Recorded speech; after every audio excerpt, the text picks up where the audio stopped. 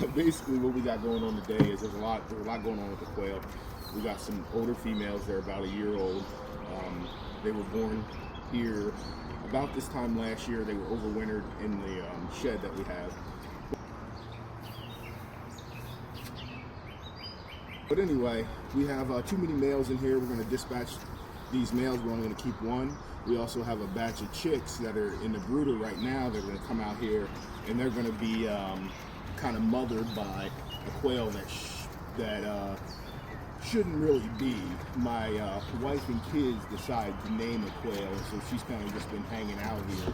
Her name is Goldie, and so she's going to mother these little guys we got coming out. Also, we have another batch of eggs going in the incubator today. So there's a lot going on with the quail. We're going to clean up everything, clean up all the waters, the feeders, there's sand areas. This entire area is just full of sand. These guys have actually dug some type of cave system under here. I don't know what they've done. But yeah, so that's kind of it with the quail. Oh, and we're going to mark everybody for who they are. These older females are going to be blue, and Goldie's going to have a blue and gold leg band.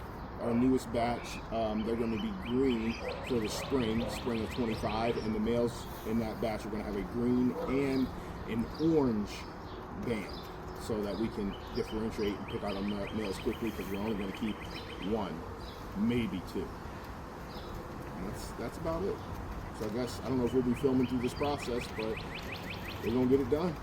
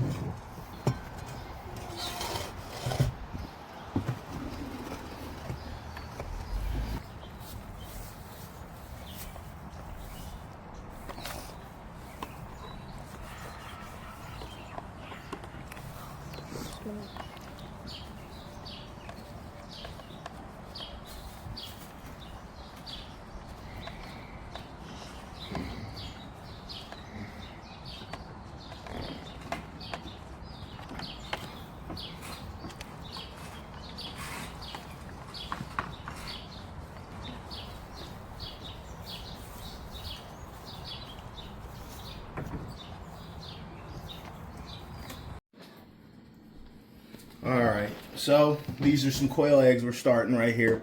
I don't know how many I got. We're going to find out together. These are off of the ones that we banded blue. So the dads and moms are random before we took care of the excess fathers. So we don't know who's the mom, who's the dad on any of these.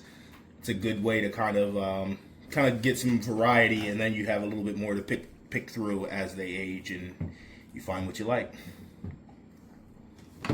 Alright, so this incubator is a homemade incubator. It has gone through multiple iterations. It's had different thermostats on it, things like that.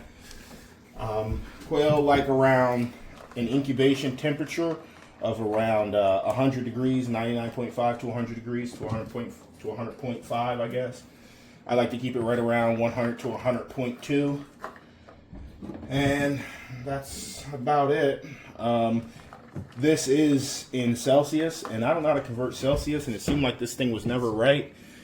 So I just kind of confirm it with other thermostats in Fahrenheit.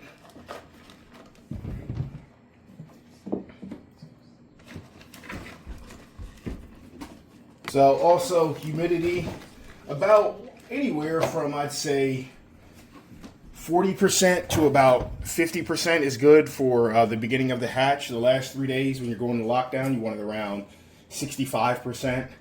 And that pretty much is all you need to know about the humidity.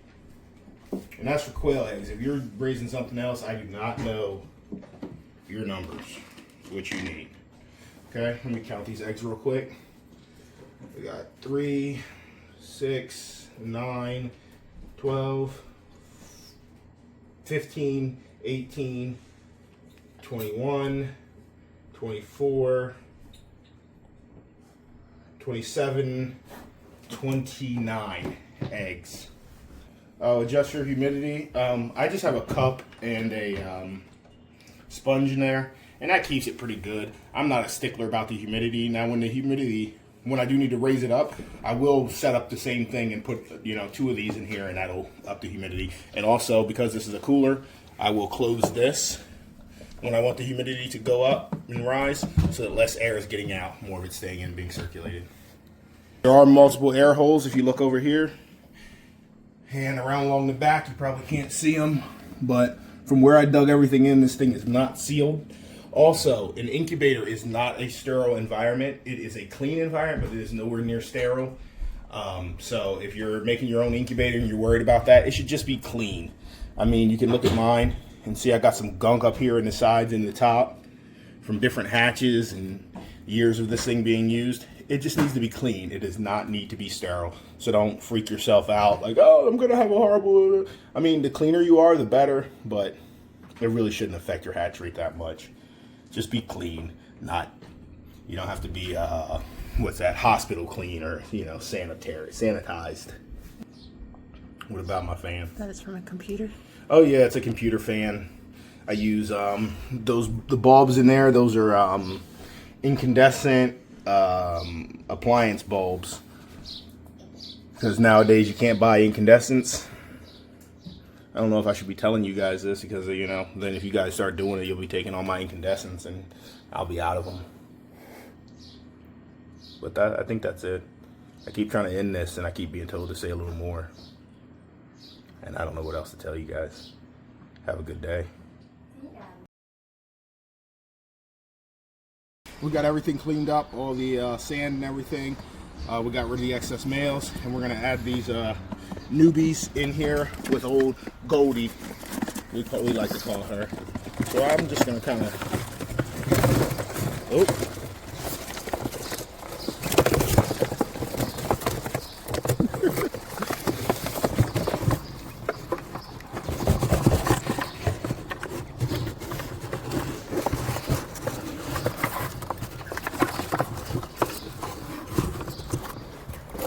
and there we go.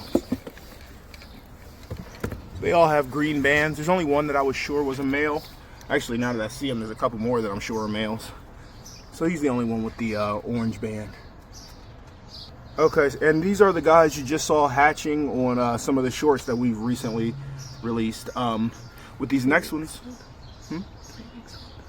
yeah, they're about 3 weeks old. The next ones we do, I have to be on it and say something to my wife and have us record the entire process from the day we put them in till they hatch.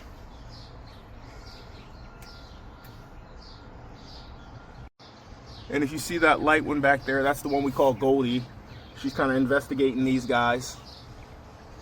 We just recently put them in there with her. We're hoping that she'll just kind of mother them up and show them the ways, where the food is, where the water is, and all those things.